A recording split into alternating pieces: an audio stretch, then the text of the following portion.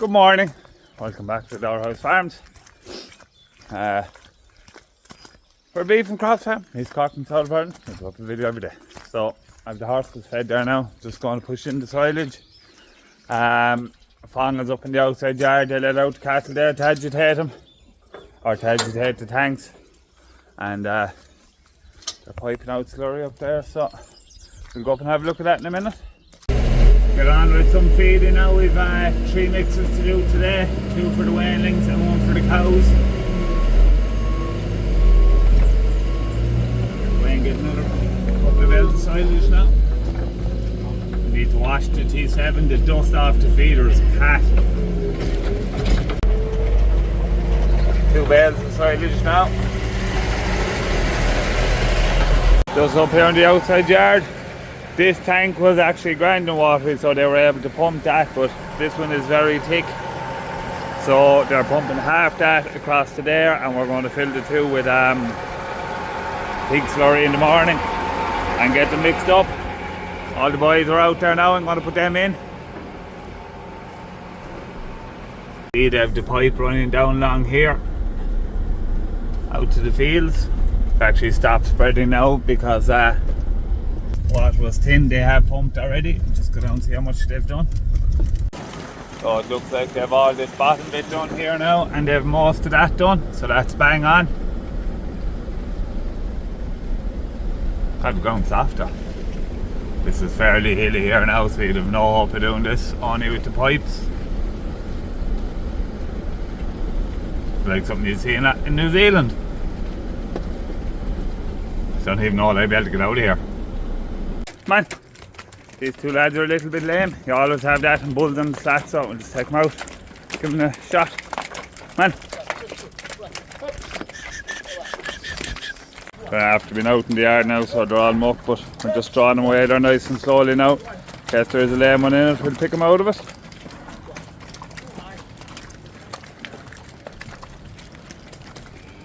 Come on, boys.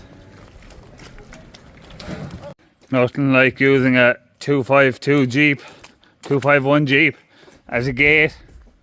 I've these lads injected now. We'll put them out in straw. Go on. Bring this fella in, because there's always one in there. He's one of the wake lads we put out now at the start. And that's the other wake fella, the fella jumping around. They won't know themselves out here. Go on. All these boys will be back right as rain now in a few days. Probably going to put these out with the small ones at home now. So there's 1, 2, 3, 4, 5, 6, 7 there, the 7 at home. And I think there's 32 in the shed, so that'll be about 32 and 14, 46, that'll be perfect, yeah. We'll leave all them out together now for the summer. Just out doing a bit of a crop walk now. He's Cork in all its beauty today. It's a beautiful evening and an absolutely beautiful field of winter barley. This is Belfry, sown after maize, about the 20th of October, and it is smashing. Loads of tillers on it. And check now. You can see there's 1, 2, 3, 4, 5 tillers on it. So. And this will tiller away mad now for the spring. Delighted at the shade of green it is. This was a bit hungry looking during the winter, and I thought it might need a lot of early nitrogen, but I could be getting ahead of myself here now. And they made the point at the tillage conference last week that soil improvement due to min-till, or I suppose what they call, what we did here is nearly maxi-till. So they were saying that soil improvement was relatively slow, if anything at all. I completely disagree with them. This farm would have been hungry, would have had poor soil health, and after 3 years of min-tilling, 2 years of min-tilling actually, and organic manures is turned inside out.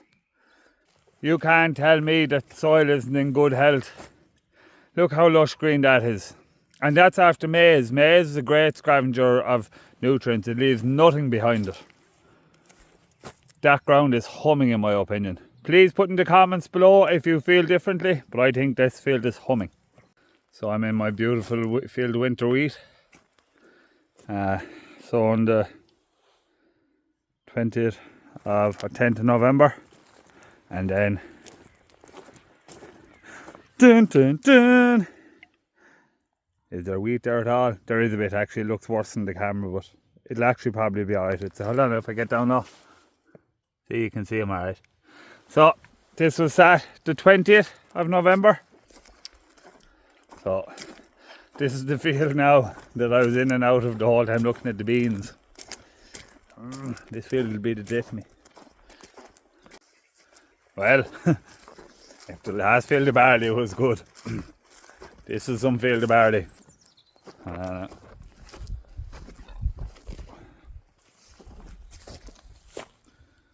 This is Joyu, planted earlier. Planted about I'd say about the 3rd or 4th of October after oilseed rape. This really looks the business.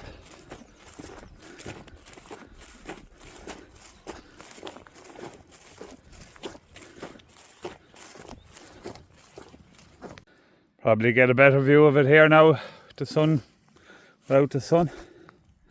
It is beautiful. Plenty of slug activity in it. There is there's now of any sort of note. So plenty of slugs that's to be accepted after rape. It got slug pellets actually before it, when it was sat, before it even came up, and I'd recommend that again after rape. Lot of stripping going on there, but again, you might know more about that than me now, but I think there's plenty of leaf. I wouldn't be overly worried. 3 tillers, so for Joyu that would be good. So this is it's a Joyu is a BYDV, barley yellow dwarf virus tolerant variety, so it actually does get it, but it doesn't really affect its yield. So the high risk points, or the high risk time of the year with BYDV is early planted crops. So like the early part of October. Look at this fine fella now to make sugar the header of a combine. I'll stand him up there now so someone might see him. And we'll have another one over there actually. I don't know who rolled this, he did a terrible job myself. But yeah, so you can sow this variety a little bit earlier and it doesn't get as much BYDV. So for our system it's a great job. We'll be growing it again. This should have all it needs for a good yield. It's a good field. It was planted in time after a break crop. It got this field got farmyard manure before the rape, and look how even it is. We'd never have had fields this even when we were ploughing. Consolidation the whole way across is smashing. Another thing I'm really delighted to see is all these are all worm casks. These lads here, all these lads down there. It's a really good indication of soil health. So, and it's lovely and solid under you. We had 6 mil of rain now last night and the ground just walks smashing. This is winter barley now again, after spring barley, after beet. Not looking too hectic now. Disappointing. An awful lot hybrid again. So you'd think that there is a good few tillers on 1, 2. Yeah, there's a lot of tillers, alright. Between 2 and... yeah. I actually think what's been a bit of a problem here is crows. Good few plants pulled up And rabbits maybe. Look, like this. This isn't slugs, that's rabbits. Or else deer. A lot of grazing going on. And that's, yeah. So, but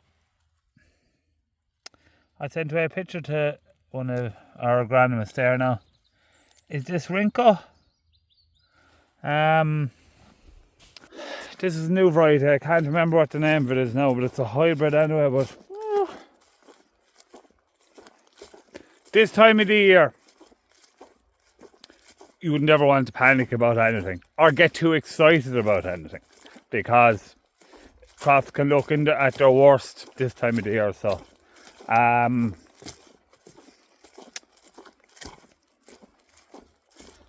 I'd be slightly worried about. So this was mint-tilled after spring barley, a winter crop mint-tilled after spring crop. This is what we try not to do, and I'd be slightly worried that there could be a major carryover of Rinko from the stubble of the previous crop. So when we put in a winter crop, be it barley or wheat, we aim to go after a non-cereal. Because if you don't have a host, you won't have the disease. But this is after a cereal, but it's after. It was spring barley after beet, so we said, look, we'd be safe enough to go into winter barley, and I went with a hybrid because hybrids are more tolerant to disease. And there's a 60-acre block here now. This field is in the middle of two other fields that are winter barley, so I just said it'd be handy, 60-acre block, one field, ideal. Or one fill of the sprayer to spray the tree, it would be ideal. But could be in trouble here now. And I was just thinking there, the Joyu, which is one field out there, the next one we're going to, out there, that's the next field we're going into, and the last field we're in, the big long one, is over there, and this one in the middle. So it's ideal because they're all three fields in a row, but this is way behind the Joyu, so probably timings won't be the same anyway. So anyway, another field of mint Joyu. It's like silage. Too advanced? Maybe not. Oh, look how green it is. It is unbelievably green, even, no lines up and down the field. Stuff of dreams. Road works on our local road. I hope I can get into this field up here. I think I can.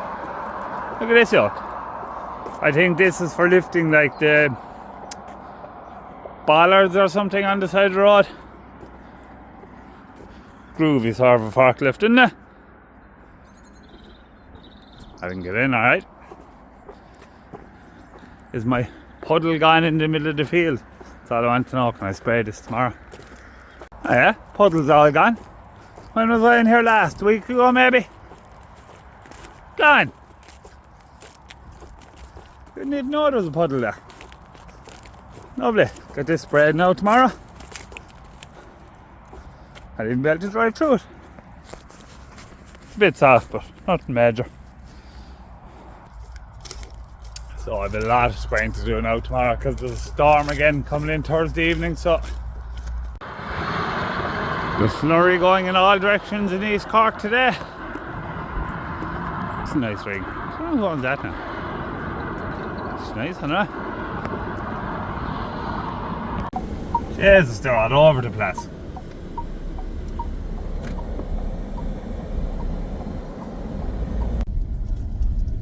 Slurry's big business these days. They said they've been early busier at Slurry now than they would for silage season. So there's a couple of fairly big contractors in East Cork at it now. There's serious gear. It's unreal.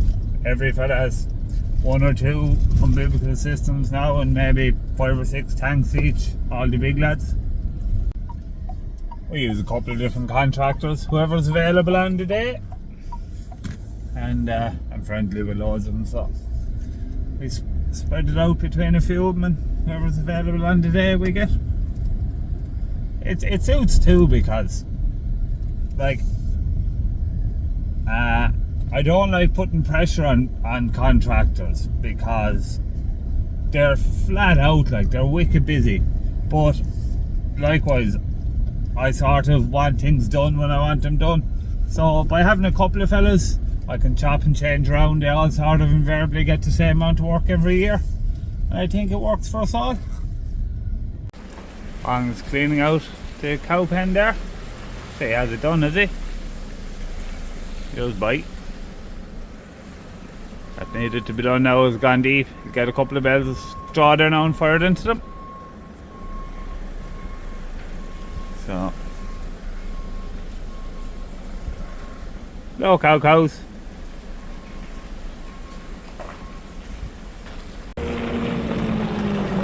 There's his crane lifting. So I'm getting a few bales of straw there now, I'd say.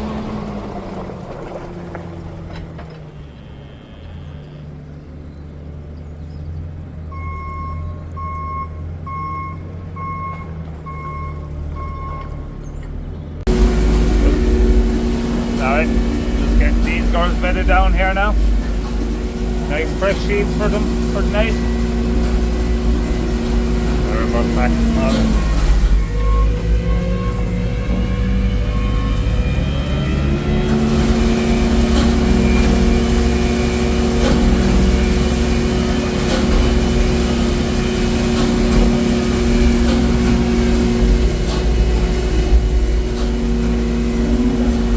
Jeez, 'tis all big gear these days. Fast tracks and the whole lot. Look at this beast. We'll hop up into her now and have a look. They're bringing a digger. Look at that for a sky, oh my god. She's some beauty now. I could see myself having one of these. I did plough with one before though and she was hopeless. But feels comfortable now. JCB. Obviously JCB agreed with me about the service ECI were given on the machinery. They're gone away from them. ECI or JCB are now gone to Atkins in Cork for farm machinery. So, ooh, this is comfy. She's a Varia. Jesus, Kevin, you don't have to clean your window, lad. Put old back in on the pasture, remember that?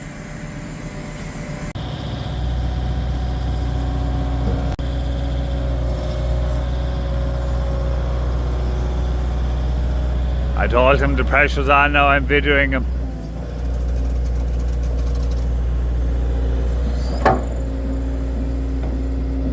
Oh, he's a couple of buckets.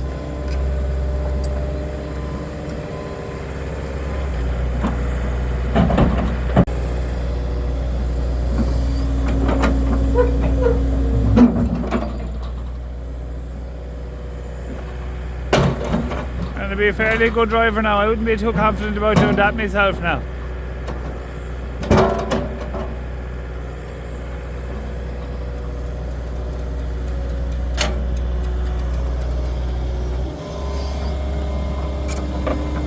The main thing when you're doing this is to keep your bucket close to ground. I usually do that. He's obviously not doing that. Whoa!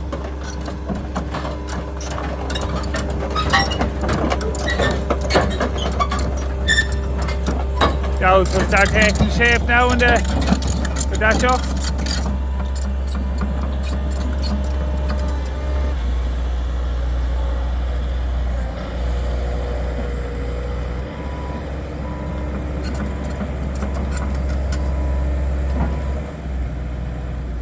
So that's it now for today. I've all the gear in. Close up the gates now. I'll turn off the master switch. And all the boys and girls are sideage pushed in. I'm going to leave the video there now for today. That is, feels like I've been recording a lot on it, so it should be a good one. And there's been loads of gear and things, so Busy day now again tomorrow. Really starting to get into the spring work now. Starting to look forward to it. So see you tomorrow from House Farms.